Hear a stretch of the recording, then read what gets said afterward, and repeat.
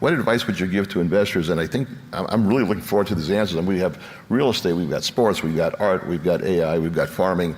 This, I love this. I'm dying to hear the answer.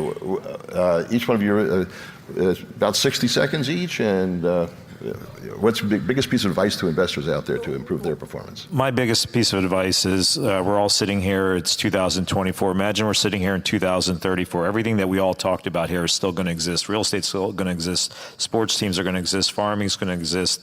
There's technology is going to exist. So, you have to really look at what's coming down in the what's coming in front of us in the next 10 years. And, I think there's a lot of great ideas everyone's brought.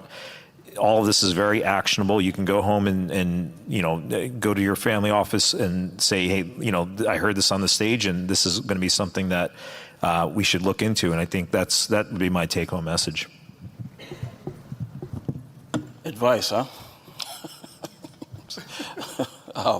So I think I would at least my strategy has always been to be authentic, and I think I'm at my best when I'm most authentic.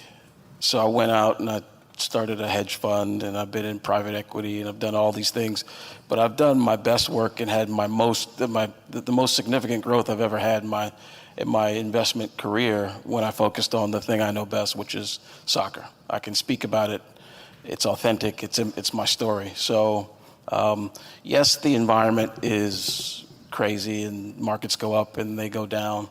But I think the most anti-fragile thing you can do is invest in yourself and invest in telling your story and being as authentic as possible and staying close to that narrative. So I don't know if that's helpful, but that's profound.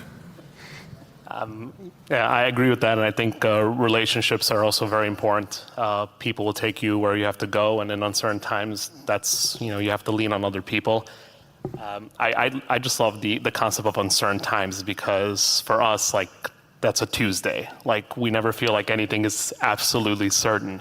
And in a world that's going digital, stay analog or get a little analog. There's value in having art assets, and history has shown that. A lot of the tools that we have today, our funds and our trusts, our charities, and different ways that we store wealth and grow it and have an impact with it, these are privileges. And they're privileges, they're written on pieces of paper, and paper can be rewritten, paper can be ripped up.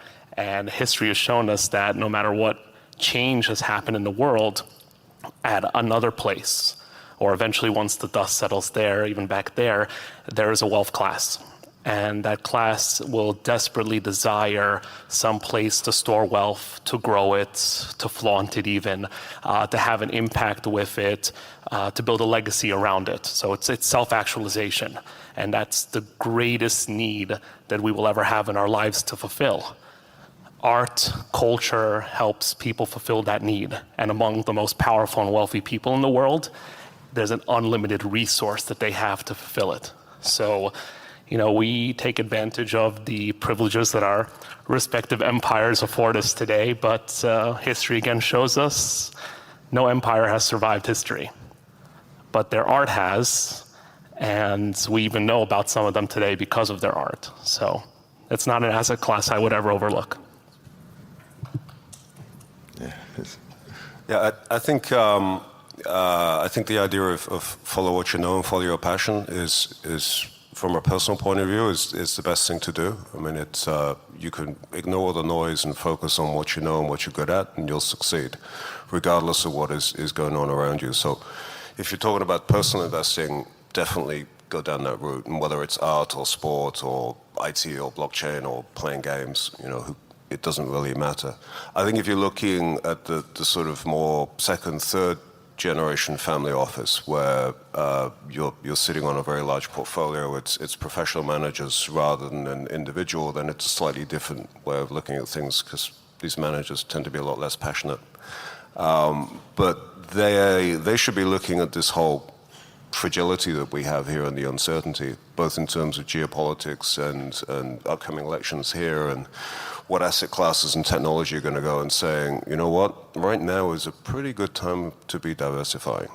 So, I mean, if I were a financial advisor, which I'm not, I'd be telling people to spread it around a bit until we see what next year looks like. I should not say I love challenges. I love bad times versus good time, right? Sometimes. So I think the key thing is that we need to have a purpose in such uncertain or crazy time. With the purpose, then you drive for your passion, whatever passion, like this panel has given me a lot of thrill, about that passion. So with that, then we also find alignments. That's where we are here, right? We're all here. We're finding alignments because nobody can fight by themselves. And then we need to find alignments, see eye to eyes together to go with your passion, go with your purpose to be able to accomplish.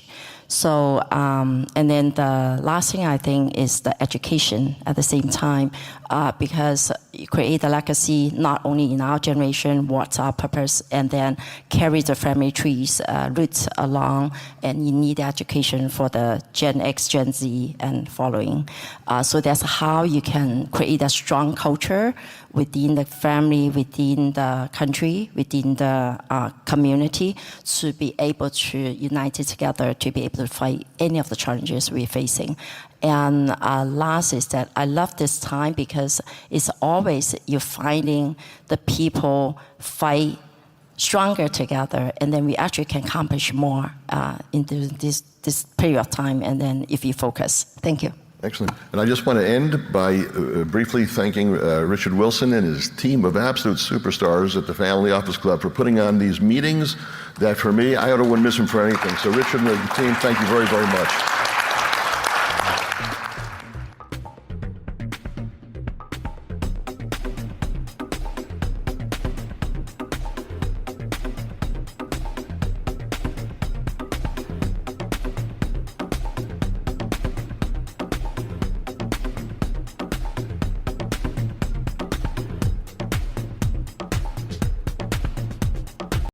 If you are a founder, raising capital, developing real estate, or you're an investor, would love for you to get involved in the Family Office Club. I've run this community for 18 years now. We've hosted 300 live events. We have 17 million social media group members and followers. We have the #1 YouTube channel on family offices. We have the #1 most popular podcast on family offices. You can learn more about us and our membership options at familyoffices.com. We have 30 in-person events planned in 2026 and another dozen events this year. Please go to familyoffices.com to learn more.